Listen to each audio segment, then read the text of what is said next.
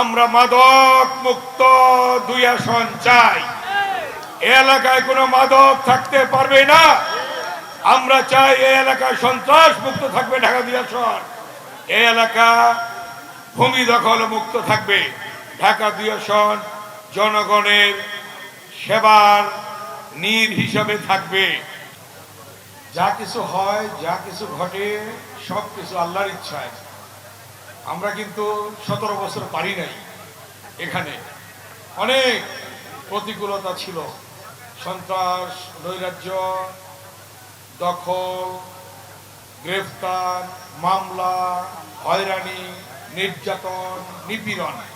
তার থেকে আল্লাহ মুক্ত করেছে আজকে, যার জন্য আজকে আমাদের বিএনপি অঙ্গ সহযোগী সংগঠনের নেতৃবৃন্দ, আমাদের চেয়ারম্যান সাহেব এবং আমাদের অন্যান্য নেতারা, বিভিন্ন ইউনিয়নের, থানার বিএনপি অঙ্গ সহযোগী সংগঠনের নেতারা স্বাচ্ছন্দ্যে, এবং এলাকার আমার শ্রদ্ধ মুরব্বীরা, বিশিষ্ট ব্যক্তিবর্গরা কেরানীগঞ্জের, তারা আজকে স্বাচ্ছন্দ্যে সব কিছুই করতে পারছেন।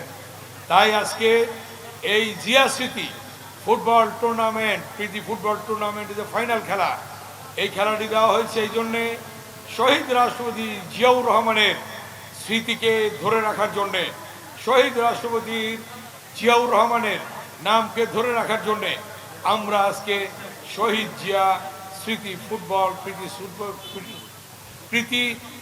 স্মৃতি ফুটবল টুর্নামেন্টের আয়োজন করেছি। আমরা শহীদ রাষ্ট্রপতি জিয়াউর রহমানের আত্মার মাগফিরাত কামনা করি। আমরা 3 বারের প্রধানমন্ত্রী দেশনেত্রী বেগম খালেদা জিয়ার আত্মার মাগফিরাত কামনা করি। আরাফাত রহমান কোকর আত্মার মাগফিরাত কামনা করি। এবং সাথে সাথে আমরা আজকে এখানে যারা মৃত্যুবরণ করেছে তাদের আত্মার মাগফিরাত আমরা কামনা করছি। তাই আজকে আমি আপনাদের প্রতি অনুরোধ করব যে এই আয়োজন যেটা আপনারা করেছেন, এই আয়োজনকে অবশ্যই আমাদের ধরে রাখতে হবে প্রতি বছর, যাতে আমরা প্রতি বছর এই আয়োজনটা ধরে রাখতে পারি।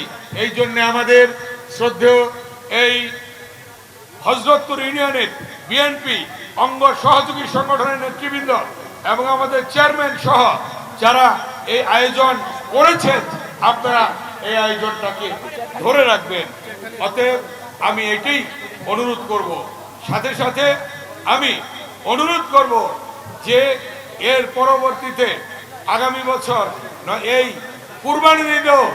কুরবানি ঈদের পরের দিন আবার আমরা এই স্মৃতি ফুটবল টুর্নামেন্ট এর আয়োজন করব আমরা ইনশাআল্লাহ। অতএব এটা যাতে করতে পারি, আমাদের হযরতপুর ইউনিয়নের বিএনপি অঙ্গ সহযোগী সংগঠন এবং আমাদের চেয়ারম্যান সাহেব সহ যারা এই এলাকার আমার শ্রদ্ধা বিশিষ্ট ব্যক্তিবর্গ আছেন, তারা সকলে মিলে আবার কুরবানি ঈদের পরের দিনও আপনারা এই ব্যবস্থাটা করবেন ইনশাআল্লাহ। কথা বলে সবাইকে ধন্যবাদ জানিয়ে আমি আমার বক্তব্য এখানে শেষ করছি। আল্লাহ হাফেজ। বাংলাদেশ জিন্দাবাদ, তারেক রহমান জিন্দাবাদ, শহীদ অমর হোক, খালেদা জিয়া অমর হোক। ধন্যবাদ সকলকে।